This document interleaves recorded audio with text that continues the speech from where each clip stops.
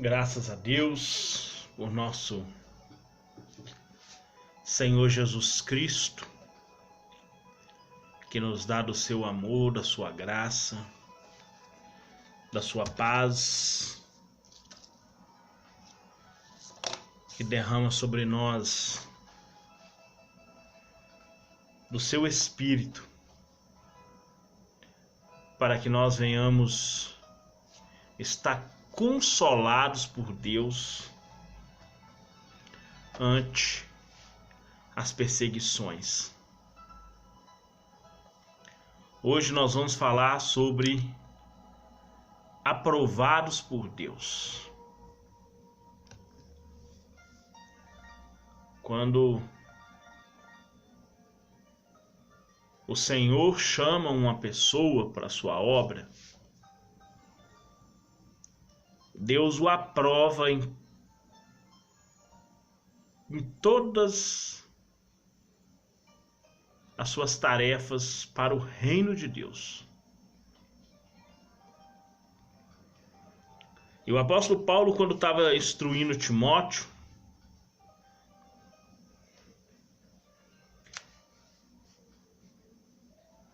na segunda carta que ele escreve a Timóteo, ele fala com Timóteo para fortificar na graça. Porque se ele fizesse isso, ele ia estar pronto para se apresentar como obreiro aprovado. O apóstolo Pedro, ele fala que nós temos que crescer em graça e em conhecimento, para nós glorificarmos o Senhor enquanto estamos vivos, da mesma maneira que vamos glorificá-lo na eternidade.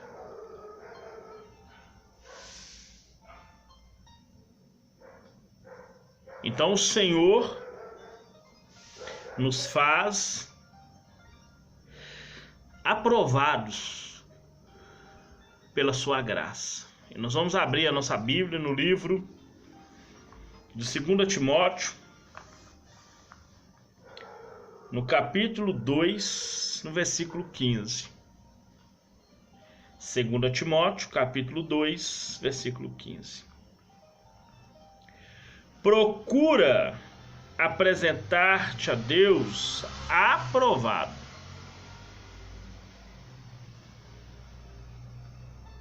como obreiro que não tem de que se envergonhar, que maneje bem a palavra da verdade. Seja autêntico na sua mensagem que você prega. Assim você fala, assim você procede, como os que deve ser julgado pela lei da liberdade.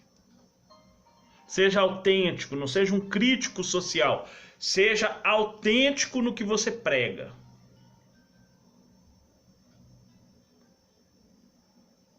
Seja autêntico no que você prega. Isso é ser um obreiro aprovado. Isso é ser um obreiro que está fortificado na graça. No versículo 1, o apóstolo Paulo fala com Timóteo: fortifica-te na graça que há em Jesus.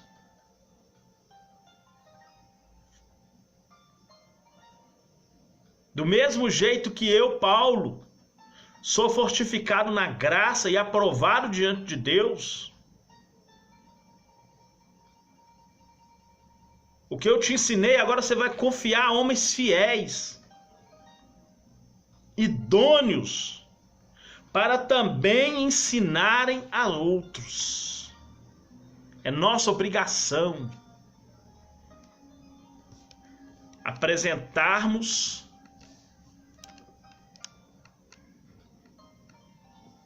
boas obras, aprovados.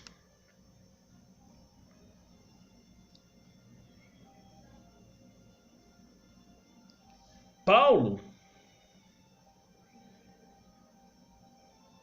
fala a respeito de obreiros aprovados e dos vasos de honra na casa do Senhor.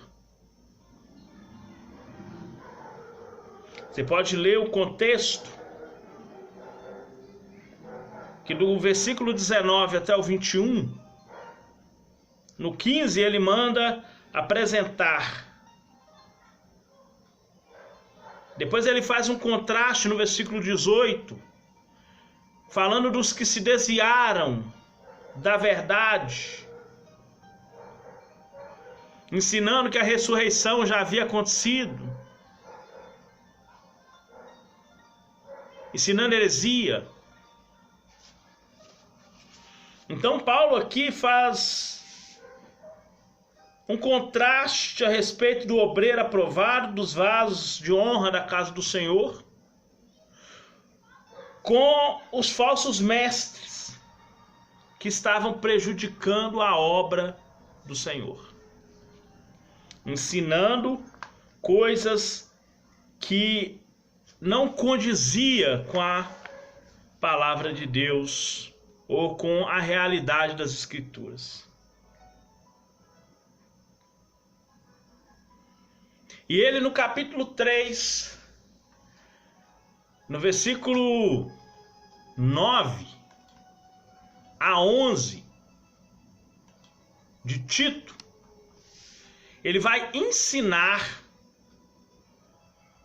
como que se trata os hereges, ao dizer com Tito, para não entrar em questões loucas sobre genealogias, contendas, e não debater acerca da lei de sacrifícios do Antigo Testamento, além dele chamar isso de coisas inúteis e vãs. E ele fala, olha, a pessoa quer continuar desse jeito, o apóstolo Paulo chama de hereges. E ele fala, o homem herege, depois de uma ou outra admoestação, agora você vai evitar, sabendo que esse tal está pervertido e peca, estando já em si mesmo condenado. Você vai ler isso lá em Tito 3, do 9 ao 11. É o apóstolo Paulo ensinando a Timóteo, a Tito, como se tratar os hereges. Você não vai entrar em discussões loucas sobre isso, sobre aquilo, sobre pode usar tatuagem, não pode usar tatuagem, pode jogar bola, não pode jogar bola, pode assistir novela, não pode assistir novela. Você não vai entrar nisso. Isso são debates de palavras vãs que não trazem edificação. Pessoa que quer viver em pecado, você simplesmente vai orar para que Deus abra a mente dele. Porque uma pessoa que está triviado ou desviado, ele é conhecido como herege.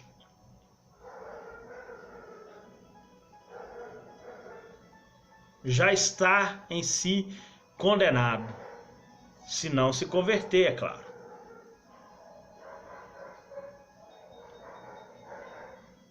É nossa obrigação.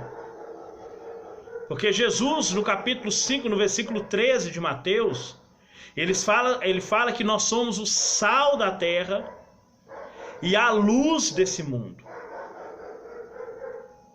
Nós somos chamados para ser sal e luz. A nossa vida, como líderes, ela tem que ser uma vida de exemplos. Nós temos que dar exemplos. Não entrar em discussões igual um torcedor entra em discussão com outro por causa do jogo. Não temos que agir dessa forma. Nós temos que ser luz no meio das trevas.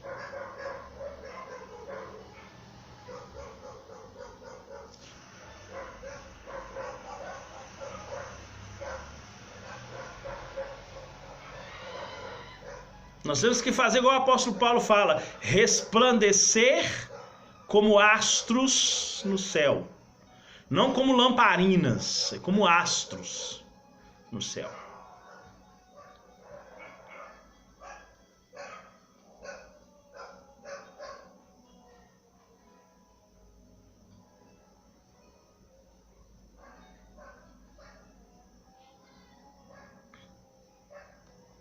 O obreiro, ele tem que ter uma conduta irrepreensível. O apóstolo Paulo fala isso com Timóteo na primeira carta. 1 Timóteo 3, versículo 2. O apóstolo Paulo ele fala: convém, pois, que ao bispo seja irrepreensível.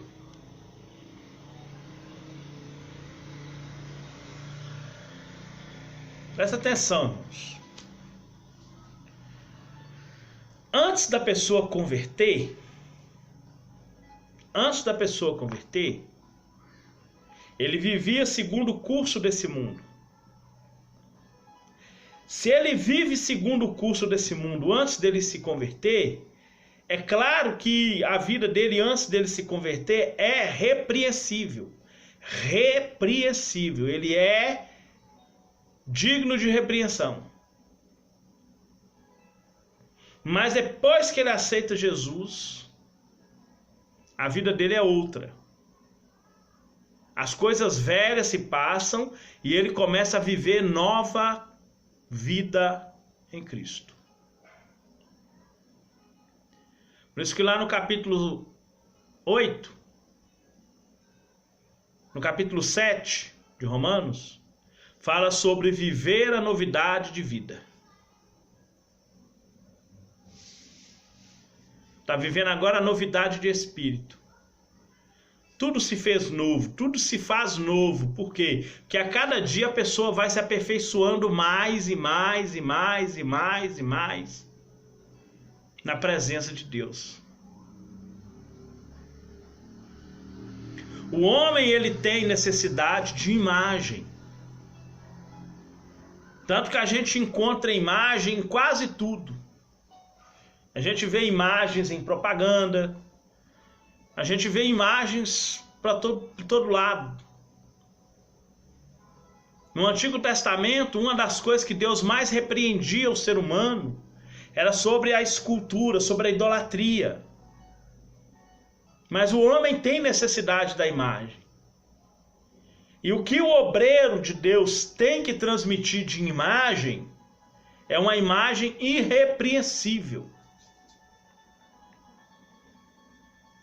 Lá no mundo ele pode ter sido marido de várias mulheres, mas depois que ele aceitou Jesus, ele agora vai ser marido de uma única mulher. Antes ele não vigiava, mas agora ele vigia. Antes ele vivia se embriagando, mas agora vive sóbrio. Antes de aceitar Jesus, ele poderia não ser honesto, mas agora ele tem que ser honesto. Antes ele poderia não ser hospitaleiro, mas agora ele tem que ser. Antes dele aceitar Jesus, ele podia não ser apto para ensinar, mas agora ele tem que ser. Por isso que o apóstolo Paulo fala que convém ao bispo, que já é uma pessoa bastante madura no evangelho, porque não é novo convertido mais, já foi aprovado, já passou pelas experiências, agora está apto para ser obreiro, bispo.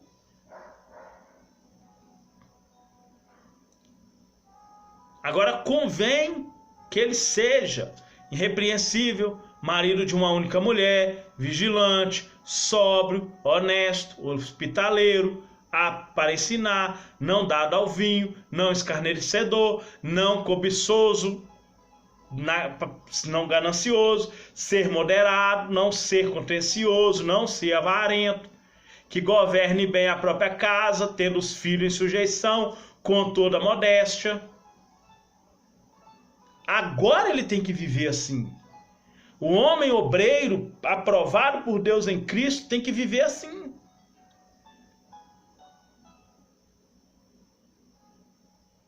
Lá no mundo, antes dele converter, não importava como que ele vivia. Mas agora, depois que ele converteu, não. A vida agora é outra. A vida agora é outra.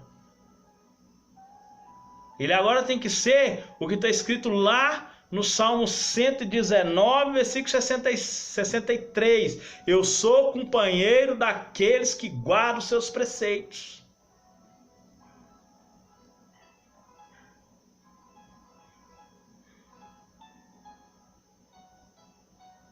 O cristão agora, ele vive dessa forma. O cristão, ele tem que fugir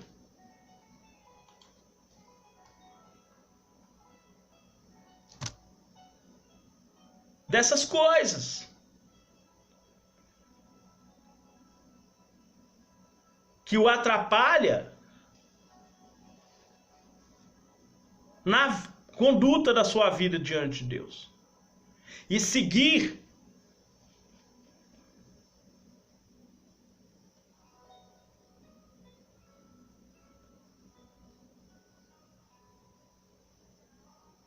o que o Espírito ensinou.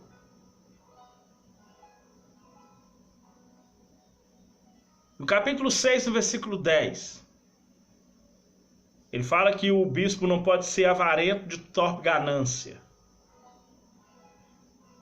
No versículo 10, capítulo 6, versículo 10 de 1 Timóteo, ele fala que amar o dinheiro. A palavra dinheiro é traduzido para mamon, amar a mamon, amar as riquezas. Contraste de amar a Deus, amar o dinheiro é o contrário de amar a Deus. Se amar a Deus é a raiz de todas as bênçãos, amar a mamon é a raiz de toda espécie de males. E por causa disso, por causa desse amor a mamon, muitos se desviaram da fé.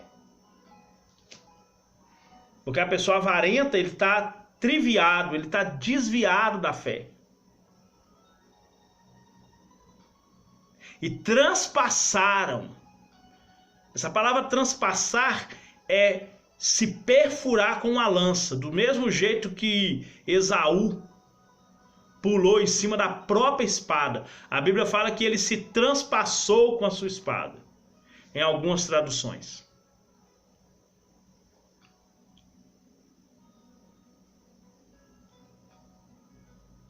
É a mesma coisa da pessoa se pulasse em cima de uma lança, que ela vai transpassar o corpo dele de um lado para o outro.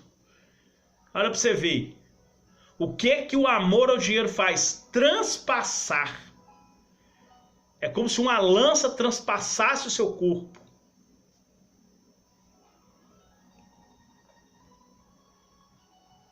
Imagina a dor. Imagina a dor. A pessoa está cortando um frango, corta a mão numa faca, a dor é insuportável. Mas ele orienta. Mas tu, homem de Deus, foge dessas coisas. Segue a justiça, piedade, fé, amor, paciência, mansidão. 6 dos 9 frutos do Espírito. 6 dos 9 frutos do Espírito ele cita.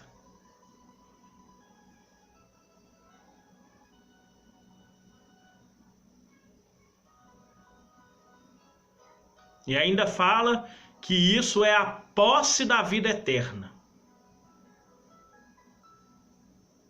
No versículo 12, ele fala: isso é a posse, ou toma posse da vida eterna. Tomar posse é receber a escritura. A escritura de um lote é a prova da posse que aquele lote é seu. Uma posse da vida eterna. Porque nós somos chamados para a vida eterna.